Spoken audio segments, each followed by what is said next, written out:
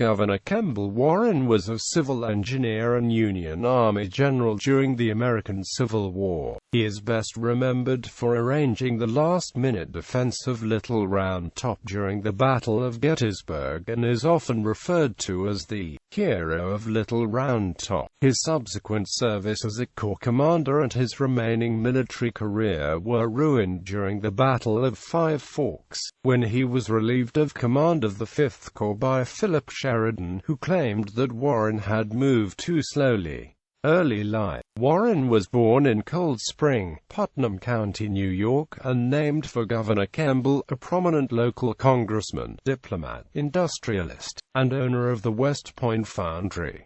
His sister, Emily Warren Roebling, would later play a significant role in the building of the Brooklyn Bridge. He entered the United States Military Academy at age 16 and graduated second in his class of 44 cadets in 1850.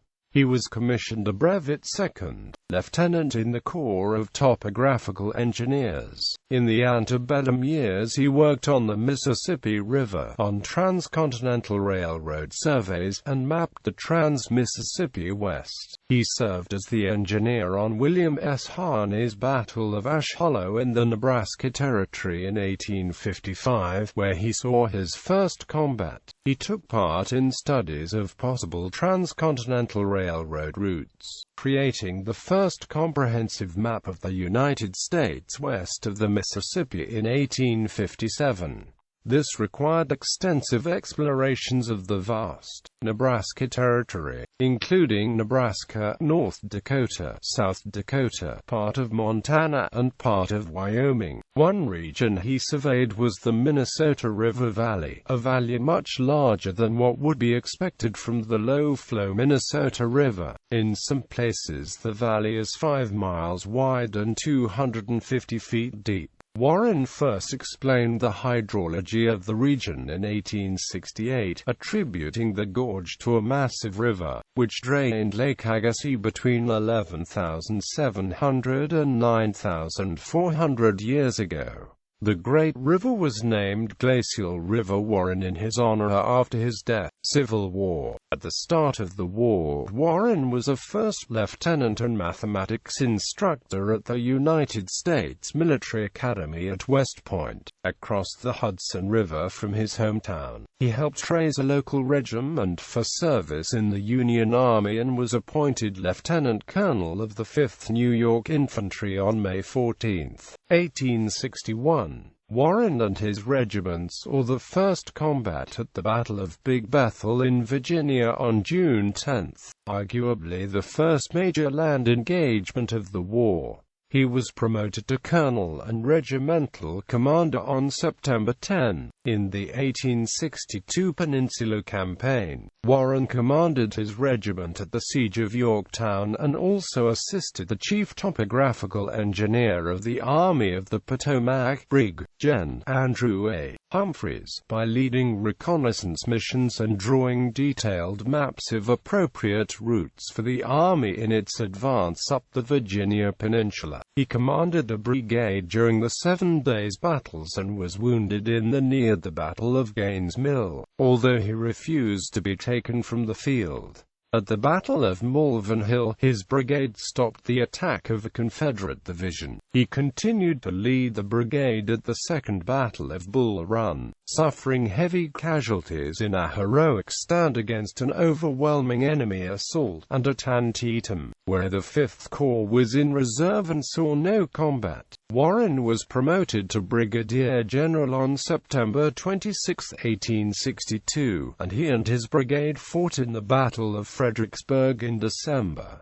When Marge. Gen. Joseph Hooker reorganized the Army of the Potomac in February 1863, he named Warren his chief topographical engineer and then chief engineer. As chief engineer, Warren was commended for his service in the Battle of Chancellorsville, At the start of the Gettysburg Campaign, as Confederate General Robert E. Lee began his invasion of Pennsylvania, Warren advised Hooker on the routes the army should take in pursuit. On the second day of the Battle of Gettysburg, July 2, 1863, Warren initiated the defense of Little Round Top, recognizing the importance of the undefended position on the left flank of the Union Army, and directing, on his own initiative, the brigade of Colonel Strong Vincent to occupy it just minutes before it was attacked. Warren suffered a minor neck wound during the Confederate assault. Promoted to Major General after Gettysburg, Warren commanded the 2nd Corps from August 1863 until March 1864, replacing the wounded March. Gen. Winfield S. Hancock, and distinguishing himself at the Battle of Bristoe Station. On March 13, 1865, he was brevetted to Major General in the regular army for his actions at Bristoe Station. During the Mine Run Campaign, Warren's corps was ordered to attack Lee's army, but he perceived that a trap had been laid and refused the order from Army Commander March. Gen. George G. Meade. Although initially angry at Warren, Meade acknowledged that he had been right. Upon Hancock's return from medical leave, and the spring 1864 reorganization of the Army of the Potomac,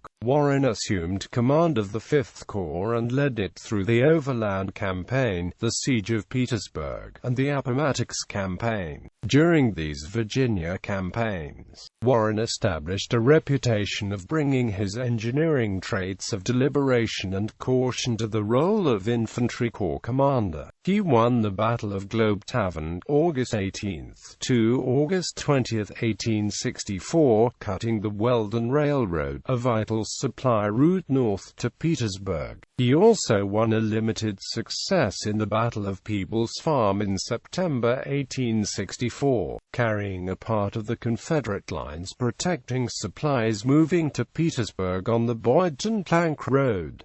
The aggressive March. Gen. Philip Sheridan, a key subordinate of Lt. Gen. Ulysses S. Grant, was dissatisfied with Warren's performance. He was angry at Warren's corps for supposedly obstructing roads after the Battle of the Wilderness and its cautious actions during the Siege of Petersburg. At the beginning of the Appomattox Campaign, Sheridan requested that the 6th Corps be assigned to his pursuit of Lee's army, but Grant insisted that the 5th Corps was better positioned. He gave Sheridan written permission to relieve Warren if he felt it was justified, for the good of the service. Grant later wrote in his personal memoirs, "I was so much dissatisfied with Warren's dilatory movements in the Battle of White Oak Road and in his failure to reach Sheridan in time, that I was very much afraid that at the last moment he would fail Sheridan. He was a man of fine intelligence, great earnestness, quick perception, and could make his dispositions as quickly as any officer, under difficulties where he was forced to act. But I had before discovered a defect which was beyond his control, that was very prejudicial to his usefulness in emergencies like the one just before us. He could see every danger at a glance before he had encountered it. He would not only make preparations to meet the danger which might occur, but he would inform his commanding officer what others should know while he was executing his move." At the Battle of Five Forks on April 1, 1865, Sheridan judged that the 5th Corps had moved too slowly into the attack, and criticized Warren fiercely for not being at the front of his columns. Warren had been held up, searching for Samuel W. Crawford's division, which had gone astray in the woods. But overall, he had handled his corps efficiently, and their attack had carried the day at Five Forks, arguably the pivotal battle of the final days. Nevertheless, Sheridan relieved Warren of command on the spot. He was assigned to the defenses of Petersburg and then briefly to command of the Department of Mississippi. post-bellum career. Humiliated by Sheridan, Warren resigned his commission as Major General of Volunteers in protest on May 27, 1865, reverting to his permanent rank as Major in the Corps of Engineers. He served as an engineer for 17 years, building railroads, with assignments along the Mississippi River, achieving the rank of lieutenant colonel in 1879.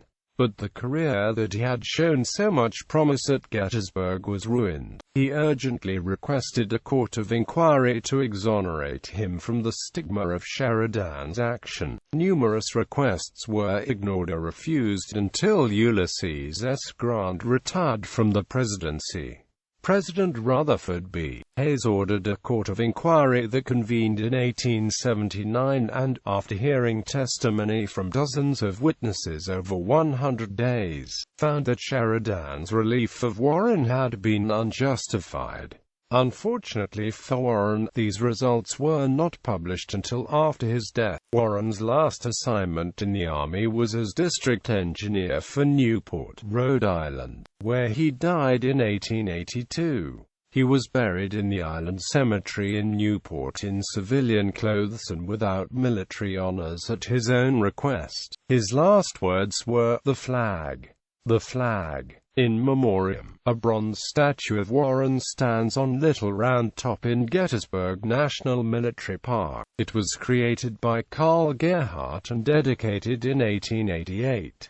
Another bronze statue, by Henry Bear, was erected in the Grand Army Plaza, Brooklyn, New York. It depicts Warren standing in uniform, with field binoculars on a granite pedestal, made of stone quarried at Little Round Top, reflecting a pattern of naming many Washington, D.C. streets in newly developed areas in the capital after Civil War generals. And East-West Street in the northwest quadrant is named Warren Street, NW.